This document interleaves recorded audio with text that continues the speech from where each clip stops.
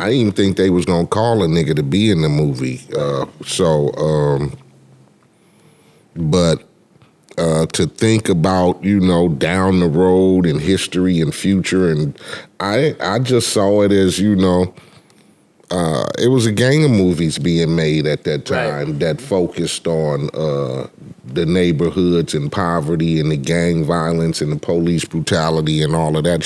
So I don't know if I saw it going as far, you get me? Because, with rap and or hip hop, whatever, we was always kept to a certain, we was always looked upon as, the outside, the black sheep. And especially if you did the music I was doing, you got a double funny look. You know what I'm saying? They already didn't like the fact of the hip hop, but then if you did what we was doing, talking about the oppression in the streets and the gang violence and all of that, they really didn't like a motherfucker. So I don't know if I saw it getting as big as it could be because of the nature of what it was. Mm-hmm. Now to us, it was gonna be the shit, you get me? But it's like that crossover.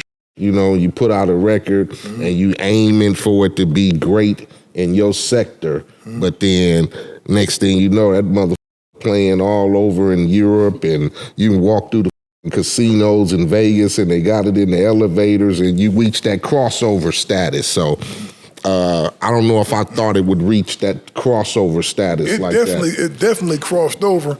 And Tyrin, if I'm not mistaken, that was your first leading role. Yeah, that was my first major leading role. So where should we start? Did I think it was going to be successful? Oh, did you even? Let's go back to you auditioning for the motherfucker. Okay, let's go there. You know what I mean? So me audition. So I'm at the house. I just finished auditioning for Boys in the Hood like 2 weeks before then. Mm-hmm. John Singleton oh, you perfect for the part. So I'm thinking, this is when I first learned about Hollywood. I'm like, John Singleton said I'm perfect. I'm like, okay, cool. I'm finna be in Boys in the Hood. I'm excited. And then when I didn't get the part, I'm at the house with my girlfriend at the time in high school. You know what I'm saying? Rubbing on her. And are you in high school at this time? I was in high school. A year removed from high school. My girl was still in high school, so she was in 12th grade. I just graduated. Mm-hmm. And so I'm at the house, and all I hear, how to survive in South Central? And I'm like, I see it on the jukebox. Remember we had jukebox back in the day and all that stuff. And I'm like, wait a minute. I said, that's the movie. I'm hearing the lines on the TV, and I'm like, I just auditioned for that. Mm-hmm. So, and I said, it's just gonna be crazy. I could just tell the energy of it. The movie was gonna be huge. Mm-hmm. So I was kind of like, damn, that was my shot. Mm-hmm. And then next thing I know, like a month or two later, I got the call for Menace. My homeboy, rest in peace, Tommy Gunn, he and my homeboy Tylo, we drove to the audition with no brakes, with a red, it was like a Seville or something. They had no brakes. We had like $5 worth of gas. We tried to get to Hollywood. Mm-hmm. I didn't comb my hair. I didn't do nothing. I was like, man, it ain't nothing. It's just some random. That's when you wind up getting some though. Most of the time, the you think ain't gonna be nothing. Right. That's when it pop off. So I get there, and Alan Hughes is like, man, we've been looking for you for years. I said, huh?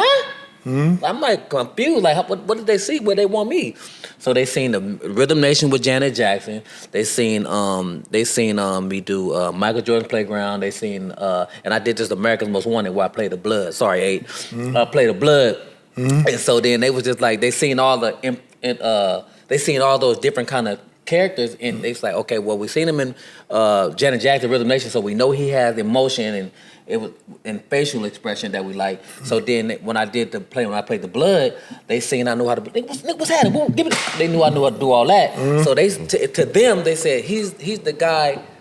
He's young, because they didn't want to say Crip or Blood in the movie. We needed somebody that would just like have the street right. Straight from that's true, because you never knew. They never really identified who. We didn't try to. That was one of their points. I mean, because we had just had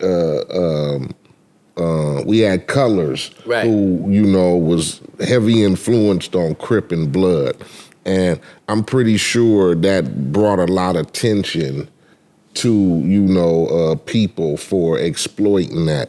So wanting to do these neighborhood movies, I guess dudes try to, stray away from actually saying, because you saw it in Boys in the Hood too. Mm-hmm. You knew Cube and them was from, the Crip side, because then they had the enemies in red. You get, but nobody actually said Blood or Crip in the movie.